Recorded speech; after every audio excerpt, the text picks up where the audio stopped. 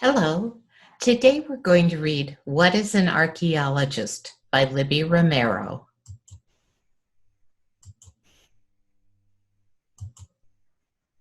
What is archaeology? Have you ever wanted to travel back through time, discover lost cities, or find a sunken ship filled with gold? Treasure hunters do it all the time in the movies, and lots of times their characters are archaeologists. In real life, archaeologists go on these kinds of adventures too, but these scientists aren't treasure hunters or time travelers. They're more like detectives. Their job is to solve mysteries. Their mission is to understand how people lived in the past. Digging into the past. Archaeologists solve mysteries about the past by looking for clues. These clues can be objects that people made and used called artifacts. Clues can also be letters and documents or buildings people lived in. But clues aren't always easy to find. So archaeologists study old maps and read ancient stories. They also look at photos taken from space. This helps them spot possible sites they can't see from the ground. Finding King Tut. In 1922, British archaeologist Howard Carter went to Egypt. He studied the landscape and watched how it changed when it rained. This led him to the most likely places to find long-buried tombs.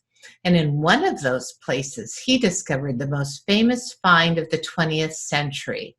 Carter found the 3,000-year-old tomb of Egyptian pharaoh Tutankhamun, or King Tut. Once a site is located, archaeologists divide the area into a grid. They use the grid to make a map. Then they use the map to record the exact location of everything they find. Then very slowly and carefully, they begin to search. They look for features and artifacts that people left behind. When they find something, they take photos.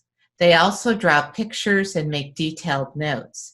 They send artifacts back to the lab so they can study them later. Like any good detective, archaeologists want to find the truth. And sometimes they find new clues that prove earlier ideas were wrong. That's what British archaeologist Kathleen Kenyon did. Kenyon created a new way to dig for and find the age of artifacts discovered at a site. She used this idea when she explored the Middle Eastern city of Jericho. She proved that the ancient city was destroyed 1,550 years earlier than people had thought. Reading the soil. The ground under you shows periods of time. Soil builds up in layers over many years. As each layer gets covered up, clues from that time period get buried too. Kathleen Kenyon wanted to see how the layers fit together, so she dug trenches to make a grid in the ground. Studying the layers of soil in the trench walls helped her figure out when things actually happened. Tools of the trade. Archaeologists don't actually spend all of their time digging for artifacts. Their field season may only be a few weeks or months long. They spend more time in the lab studying everything they've collected. In the field, modern archaeologists collect artifacts they find on the surface. They try to dig as little as possible. Digging disturbs sites and destroys important clues. Inside an archaeologist toolkit. On-site, archaeologists use some simple tools that you can probably find in your own home. This includes tape measures, toothbrushes, brooms, and dustpans. They also use dental picks, like the ones the dentist uses to clean your teeth. Their most important tool is a trowel. Masons use these flat-bladed tools to lay bricks. Archaeologists use trowels to carefully remove thin layers of soil. Luckily, today's archaeologists have a lot of cool tools to help them find answers in other ways. One of those tools is satellite imagery. These photos help archaeologists search large areas more quickly. How? Archaeologists pick one area in a satellite photo and zoom in to see it up close. Sometimes they spot unusual patterns on the ground. Other times they may see areas that reflect light in different ways. These clues could show where something is buried. To get a closer look, archaeologists can use remote sensing from the ground and from the air. From an airplane, helicopter, or drone, they shoot a laser beam at the ground. That beam is part of a tool called LIDAR, or light detection and ranging. A LIDAR machine has a laser, a scanner, and a GPS, which finds a location from a satellite. When the laser hits the ground, beams of light bounce back from the surface. The scanner records GPS readings from each hit and makes a 3D map of the area. Paving the way. Ground penetrating radar, GPR, was one of the first remote sensing technologies. It is used on the ground to help archaeologists search without digging. GPR sends radio signals into the ground. The signals bounce back when they hit something. How long it takes for the signals to bounce back can tell archaeologists how deeply something is buried. On the ground, archaeologists use other remote sensing tools. To find buried stone walls, they use electricity. They stick a grid of long, thin probes into the ground. Then they send electricity through the probes. Electricity moves more easily through some materials than others. This helps them locate structures buried almost 5 feet deep. To look for signs of ancient objects burned by fire, archaeologists use magnets. Burned objects leave magnetic traces in the soil. Archaeologists use a tool called a magnetometer to look for the traces. Areas with high readings could be ditches where ancient people burned objects long ago. Archaeologists in action. Today's archaeologists can explore the world like never before. Sarah Parcak explores Earth from 400 miles above its surface. She's a space archaeologist. Parcak doesn't really go into space. She uses satellite imagery and other tools to do her work. She's helped find 17 possible pyramids, 3,100 forgotten settlements, and 1,000 lost tombs. She even created a website where people can review satellite imagery. They tell Parcak where they think sites are located. Then she checks the images to see if sites are really there. It takes all kinds. There are lots of different types of archaeologists. For example, experimental archaeologists use the tools and technology people had in the past to make copies of things they used. In 1947, a man built a copy of a large raft called the Kon-Tiki. He sailed it from South America to Polynesia to prove that ancient people could have done the same thing. Underwater archaeologist Guillermo de Anda needs a wetsuit and oxygen tank to do his job. More often than not, his site is in a cave or cenote. De Anda studies the Maya civilization. He and his team are exploring the caves, tunnels, and cenotes beneath the Yucatan Peninsula in Mexico. They are making a 3D map of the area. They hope to find out how this underwater network is connected to the Maya pyramids above. Constanza Cerruti goes to great heights to study ancient cultures. She's a high-altitude archaeologist. She and anthropologist John Reinhardt discovered the best preserved mummies ever found. They were on top of a 22,100-foot-tall volcano in Argentina. For archaeologist Syed Gul Kalash, the work is more personal. She wants to preserve her culture. Gul Kalash is one of the 3,500 remaining Kalash people in Pakistan. She searches for artifacts that tell stories about her culture. 7 types of archaeologist. 1. Prehistorical archaeologists study civilizations that did not have a writing system. 2. Historical archaeologists study cultures that left behind written records. They study the records to learn more about the past. 3. Classical archaeologists study ancient Greek and Rome. 4. Egyptologists study the history and culture of Egypt.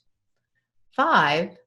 Underwater archaeologists work in rivers, lakes, wetlands, and the ocean. They search for things like shipwrecks and submerged cities. 6. Environmental archaeologists study how changes in the environment affected ancient people's lives. 7. Garbologists are archaeologists who study what people throw away. They dig through garbage to identify patterns and changes in people's habits. Unexpected discoveries. Believe it or not, some of the greatest artifacts ever found were discovered by accident. For example, in 1799, French soldiers building a fort in Egypt dug up the Rosetta Stone. The Rosetta Stone is a granite stone with the same text in 3 languages: Greek, an ancient Egyptian script, and Egyptian hieroglyphics. People used the stone to figure out what hieroglyphics meant. In 1947, a shepherd in Israel threw a rock into a cave and discovered the Dead Sea Scrolls. And in China, in 1974, a farmer digging a well uncovered the first of thousands of terracotta warriors. The statues are more than 2,000 years old. In recent years, archaeologists have used technology to make new discoveries about old finds. The Great Pyramid of Giza is a good example. Using new laser technology, archaeologists tracked the movement of tiny particles that traveled through the stone and air. They discovered a large hidden space in the middle of the pyramid. Technology has also helped archaeologists learn more about the ancient Roman site of Pompeii, too. In 2018, archaeologists began exploring the city with laser scanners and drones. They found shops, gardens, art, and homes that had not been known before. Angkor Wat is the largest religious monument in the world. Archaeologists have studied the area around the temple for more than 100 years. But recently, a team explored the nearby jungle with LiDAR. In just 2 weeks, they found the remains of more temples, roads, and waterways. They found new suburbs. The ancient city of Angkor was bigger and more advanced than anyone had expected. New science, old site. One site in the rainforest in Honduras had been known by local people for centuries. Their ancestors had built amazing cities there, but the cities weren't known to outside scientists. In 2012, filmmakers used LiDAR to scan the area. They noticed patterns. A team of experts searched the area on foot. They found the remains of ancient temples, roads, and waterways, and 1,000-year-old artifacts. Unsolved Mysteries. New tools have helped archaeologists solve age-old mysteries. For example, in 1485, England's King Richard III died in battle. People later demolished the church where he was buried. Over time, they forgot where the church had been. England couldn't find its king. In 2012, archaeologists compared old maps to new ones. They found his grave under a parking lot in Leicester, England. Whose burial site will archaeologists find next? Alexander the Great, or maybe Genghis Khan. Some great mysteries are impossible to miss. Stonehenge in southern England is a good example. It took people more than 1,000 years to make this prehistoric monument out of giant stones. How did they do it? And why? Nobody knows yet. Stonehenge could have been a calendar, a place of healing, or even a temple to sun or moon gods. The unreadable book.